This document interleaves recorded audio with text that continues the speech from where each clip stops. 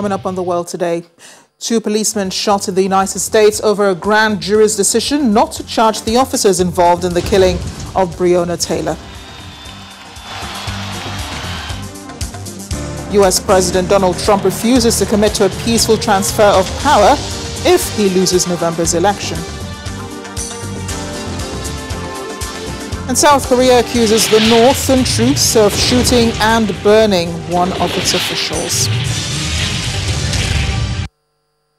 Thanks for staying with us. I'm Amarachi Ubani.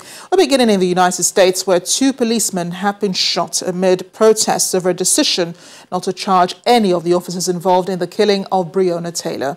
The 26-year-old African-American hospital worker was shot multiple times as 3 officers raided her home on March 13th. Her relatives and activists, for whom her death has become a rallying cry, had been calling for the 3 officers, who are all white, to be charged with murder or manslaughter. But this was rejected by a grand jury that reviewed the evidence.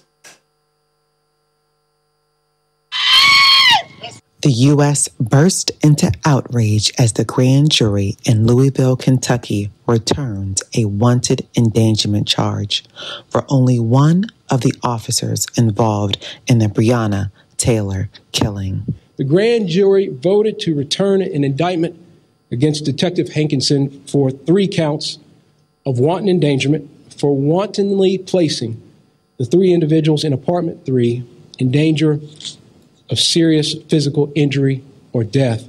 If found guilty, the accused can serve up to 5 years for each count. Mob justice is not justice. Justice sought by violence is not justice. It just becomes revenge. In response to the public outcry and call for justice in the BREONNA Taylor case, the governor of Kentucky requests that the Attorney General release the facts and findings of the case. And now I'm making the request that he post online all the information, evidence, and facts that he can release without impacting the 3 felony indictments, the 3 felony counts in the indictment issued today. Everyone can and should be informed. And those that are currently feeling frustration, feeling hurt, they deserve to know more. During the peaceful protests that swept across the United States, in Louisville, 2 officers that were responding to a call about gunfire during the peaceful protest were shot and injured. At about 8:30 tonight, our officers were called to the area of Brooklyn College on a large crowd and shots fired in the area. As they were deploying to investigate what was going on at First and Broadway, shots rang out and 2 of our officers were shot. Both officers are currently undergoing treatment at University Hospital. One is in alert and stable. The other officer is currently undergoing surgery and stable. This most recent ruling by the U.S. judicial system further ignites the call for action and justice reform by the American people. From Washington, Maria Bird, Channels Television News. Maria joins us now. She's in Washington. Maria, great to see you. And I understand that many people are unhappy with the decision of the grand jury. The call has been for the officers involved in the killing, if you will, of BREONNA Taylor to be charged. Does this end here now with the grand jury's decision? Is there nothing else that can be done concerning the justice for BREONNA's family and for her boyfriend and what they've been calling for? Well, the boyfriend now has a case out, and so that could potentially bring some new evidence forward. And you know, there's always ways to have new charges brought up against those officers. I think there were 3 of them. 2 of them have not been charged with anything, so that is a possibility. But again, this at this point is going to really take a lot of work. And the governor of Kentucky has asked for those records and those findings and those facts to be released to the public. And once those are released, there could be obviously more information that is brought out, and then we could potentially see some appeals that are being brought forth before the court system in this case. And now that because of this, because of the grand jury's decision, these protests have erupted in Louisville. A state of emergency has also been declared, and the National Guard has been deployed. Is there fear here that things could go south, as we've seen protests in Portland and in Minneapolis, where they've continued despite the clampdown by police officers and other agents of the law? What are you hearing then about the nature that the protests could take from here? Yes, you're exactly right. The protests could go south from here. We just saw the first night yesterday. People are going to be continuing out on the streets. People are angered. They're upset. There's been really no end or no answers to the issues around racial injustice. And so Breonna Taylor has obviously been a name since March that people have been hearing about, and they are calling for justice. And as we all know, we're in the midst of a very contentious political state in the U.S. as we're getting ready for the election season. We're looking at many African Americans still feeling disenfranchised. And so as we see all of this transpiring in the U.S., we could really see some real serious implications of this. And obviously, we could see more protests. The hope is that the protests continue to be peaceful. But again, people are very upset because they're not seeing the type of change that they've been calling for months now. Yeah, a lot of hotspots in the U.S. now as we speak. But let's talk about the two policemen who were shot during the protests in Louisville. Do we have an update on the state of their health, as well as others who were also arrested during the protests?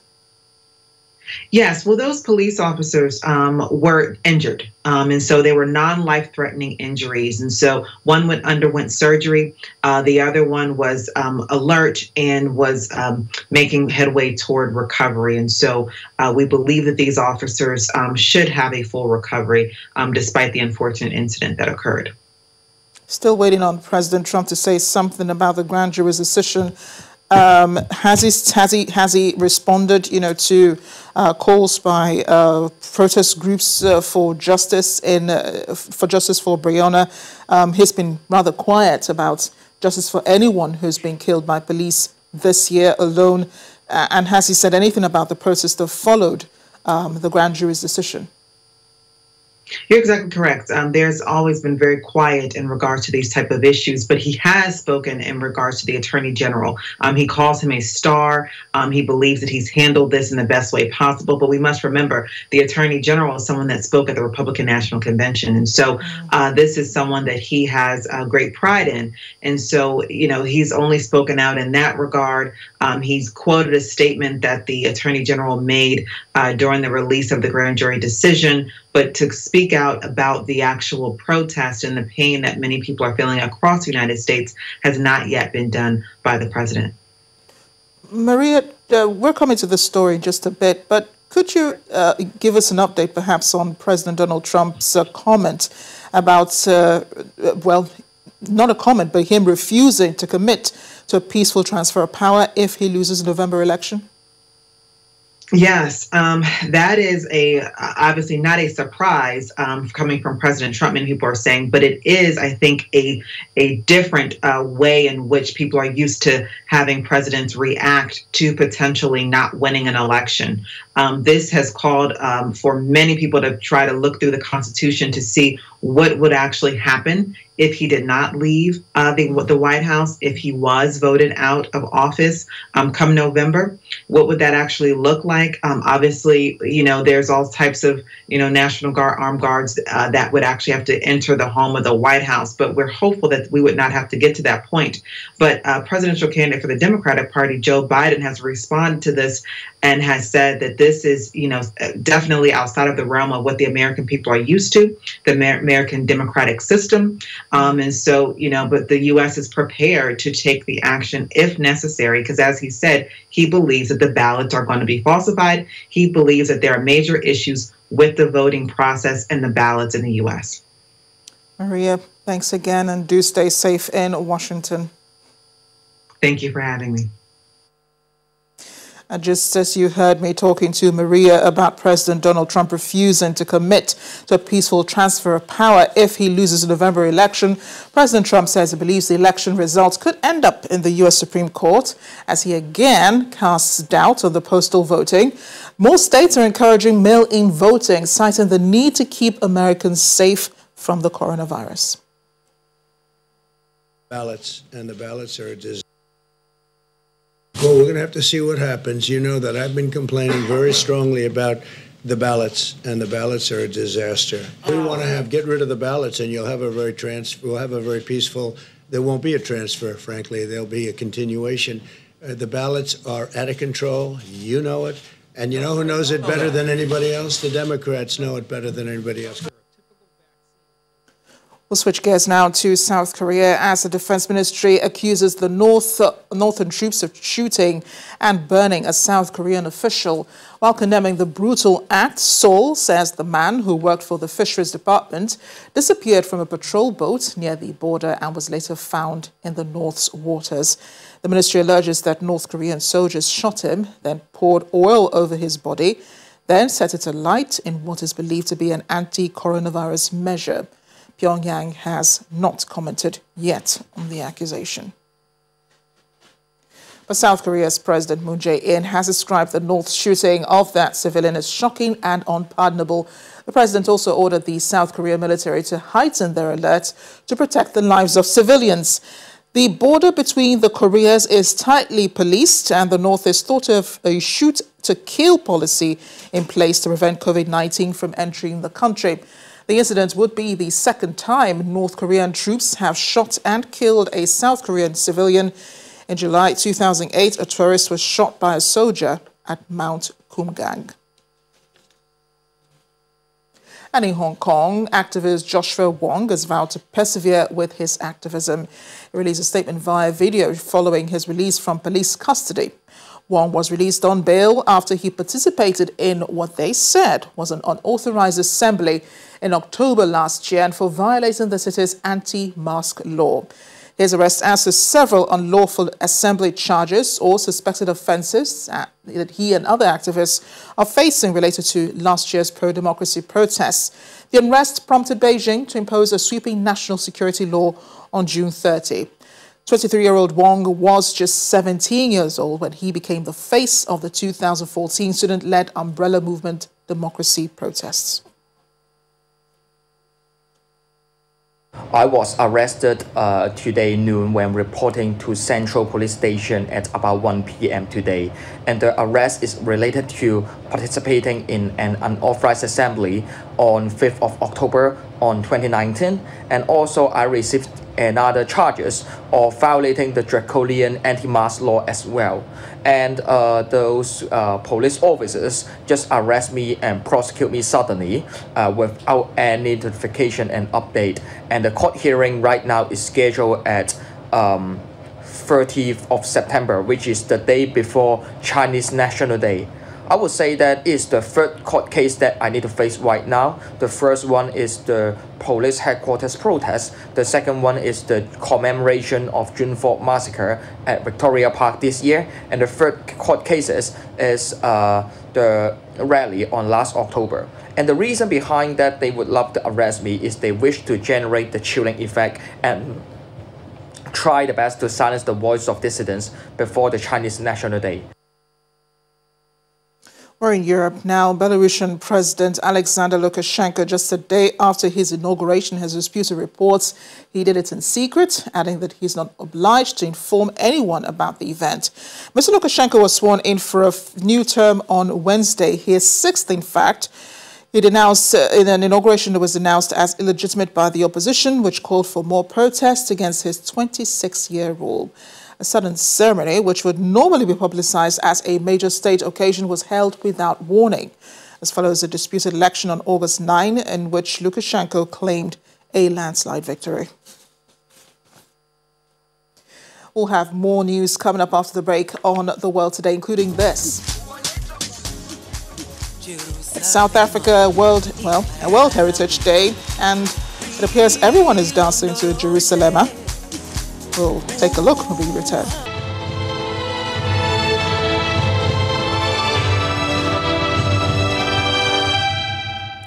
Welcome back. Health officials across Europe are warning citizens to follow COVID-19 rules and stick to measures in place to curb the spread of the virus. Countries on the continent fear that the high number of new infections being recorded daily may push them to another national lockdown. We have more details in our global update. EU health officials say Europe is at a decisive moment, with countries on the brink of national lockdowns. Officials say a surge in COVID-19 cases risk becoming a deadly double epidemic as the flu season approaches. We cannot lower our guard. This crisis is not behind us. Moreover, autumn and winter are the time of the year for more respiratory illnesses, including seasonal influenza. To prevent what could potentially be a lethal twindemic of COVID-19 and the flu, which could overburden our health systems and lead to more loss of life, we need to increase the coverage of vaccination rates.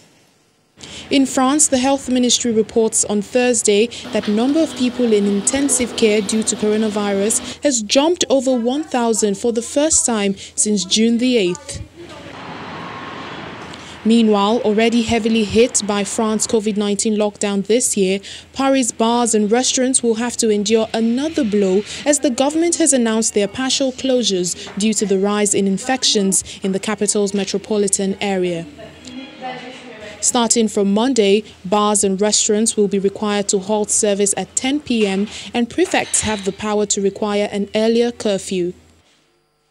Spain's health minister says residents in Madrid have tough weeks ahead over the coronavirus surge and will have to act with determination in order to take control of the pandemic in the region. With coronavirus cases rising, England and Wales have launched a new COVID-19 contact tracing app after months of delays and amid criticism that the app does not work on some older mobile phones. Meanwhile, Chancellor Rishi Sunak has announced the new job support scheme starting in November. It replaces the furlough scheme and means the government will pay part of workers' wages who have lost hours. And finally, sniffer dogs are using their noses for a different purpose, to sniff out the coronavirus. Dogs specially trained to detect COVID-19 have started sniffing passengers as part of a trial at Finland's Helsinki-Vantaa airport. The dog's efficiency has not been proven in comparative scientific studies, so passengers who volunteer to be tested and are suspected of carrying the disease are instructed to also take a swab to confirm the result.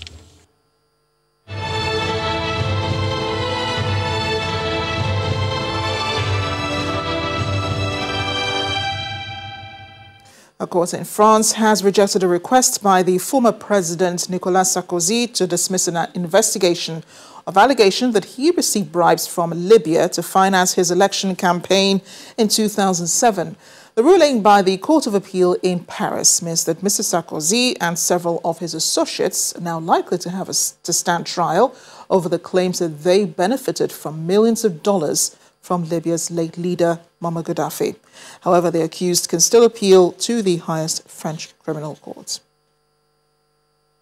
An Australian man has been found guilty of the killings of 2 women in the west coast city of Perth in the 1990s, but acquitted of a 3rd death, marking a partial close to one of the country's longest unsolved murder cases. Former telecommunications worker Bradley Edwards was found guilty of the murders of 23-year-old childcare worker Jane Reamer and 27-year-old lawyer Ciara Glennon in the mid-1990s in what came to be known as the Claremont murders.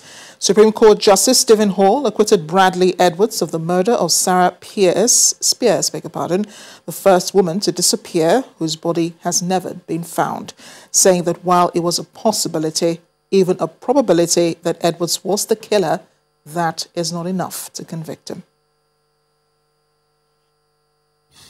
The accused, Bradley Robert Edwards, is charged with willfully murdering Sarah Spears, Jane Rimmer and Ciara Glennon. In order to be guilty of such a charge, it must be proven beyond reasonable doubt that the accused killed the named person, that the killing was unlawful, and that the accused intended to cause death. I'm satisfied that the evidence establishes that each of the victims was abducted and killed. The real question is the identity of the killer or killers. In particular, the question in respect of each count is whether it has been proven beyond reasonable doubt that the accused is the killer. Indonesian police are on the hunt for a Chinese prisoner on death row who escaped by tunneling through the prison's sewage system.